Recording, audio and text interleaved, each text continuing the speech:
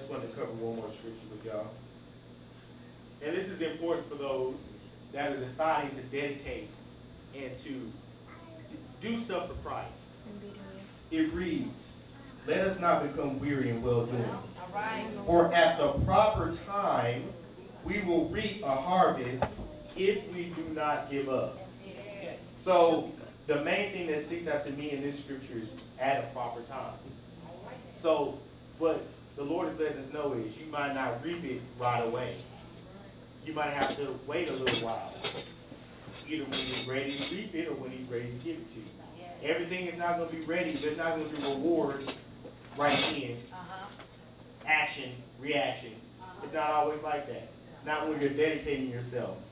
I've never seen anybody become an NBA superstar overnight. Never seen an NFL player become a superstar overnight. Tennis, soccer, you can go through all the athletics. You don't. That stuff doesn't happen overnight. It requires dedication. So why can't you do the same thing for Christ? The one that gave you that ability, the one that planted that in you, the one that knows you from the top to the bottom, the one that's protects you up to that point to where you can get to that point. Why can't you dedicate your life to him? Why can't you put him first? Why can't you put the same amount of dedication, even more of that, into him? Because he's going to bless you to do all those other things. It's going to come if you seek him first. My favorite scripture, Matthew 6:33. Seek ye first the kingdom of heaven and his righteousness, and all these things will be added unto you. Sometimes we forget that step. We forget to seek him first. We go ahead and do the things we want to do. We take the route we want to take, the easiest route. We don't want to do what it takes to get. We see a lot of other people. Man, I see, because me personally, I love to watch my role models. I have my godmom, Gigi Evangelist. That's my godmom. I have my family. I have my Uncle Trey and Yolanda. That's who they are to me. I know y'all refer to them as pastors, but that's my family. So I'll just call them Uncle Trey and Yolanda. I have my mom. I have all the ministers and elders. I love to watch, but I know they had to put time and dedication to get to that point. Just because a lot of us, we see titles. We see, oh, well, he's deacon, he's elder, but there's responsibility, there's dedication, there's sacrifice in those positions. A lot of us are quick to say, oh, I'm going to be that, I'm going to jump to that, and you're not even dedicated to Christ first. People are so quick to want to lead. I'm a born leader. Why am I in this lowly position? A lot of us struggle with that. I'll tell you right now. What y'all experience it one day. I got my degree in management. I'm like, man, I'm a manager. These people, and then as soon as I was thinking that, I got my new job. They gave me more hours. I'm like, yeah, I'm moving my way up. I'm a manager. Before I'm gonna be leading these positions. They gave me more hours, and I went up to work, and they said, all right, Branden, we got you working. We're gonna have you working the front desk. We're gonna have you organizing, getting people in, registered. I'm moving my way up. I'm gonna be a leader. Oh, and I forgot. Before you do that, you need to make sure you clean all the restrooms. And I was like, it's like, we'll show you where the cleaning equipment is. They took me to the back. And I was like, he's like, here's the mop water. Make sure you dump it out every night. Don't leave no mop water in there. And I was sitting there, I was just like, I'm a manager. I know the manager is to do this. Everybody, I'm like, you gonna tell me anything in the bathrooms? I'm a manager, But one of the important things to remember, you have to learn how to follow before you can lead. All right, glory. For any of those that learn about any leaders, some of the greatest leaders in the world started at the bottom. They started cleaning. They started doing all the grunt work. They built their way up, and they're good leaders because they know how the organization runs backwards and forwards. You have to start somewhere. You have to crawl before you walk. And when it comes to things dealing with church and dealing with Christ, there's some things you have to learn.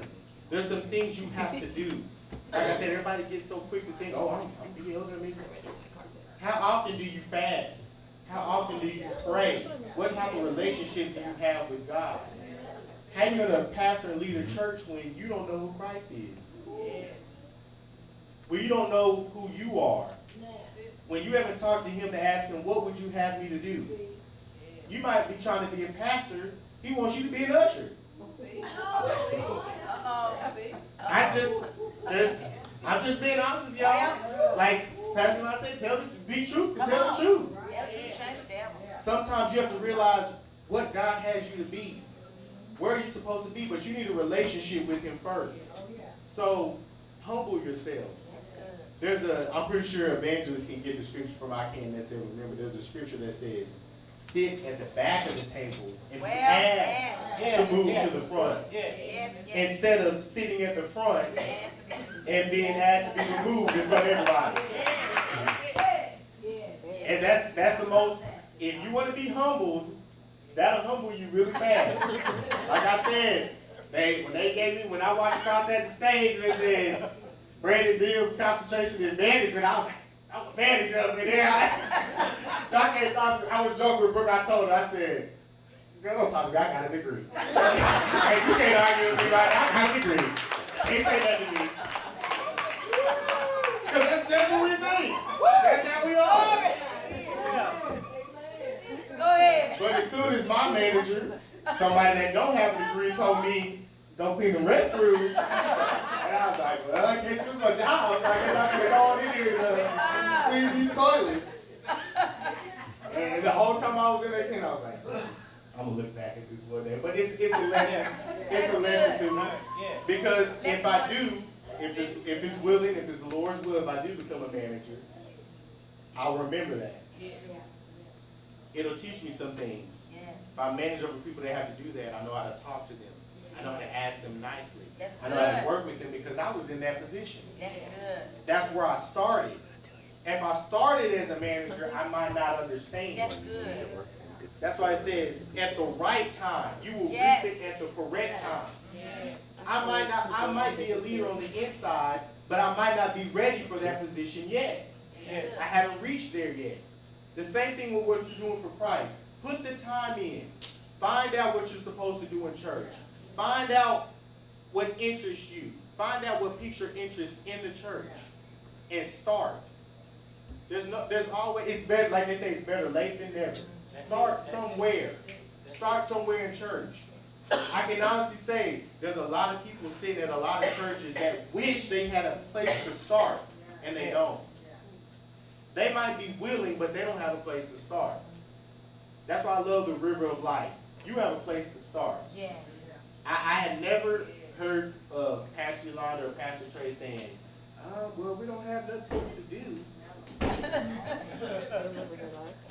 If you have, tell me what position that was for, because I hadn't heard of it yet. All right.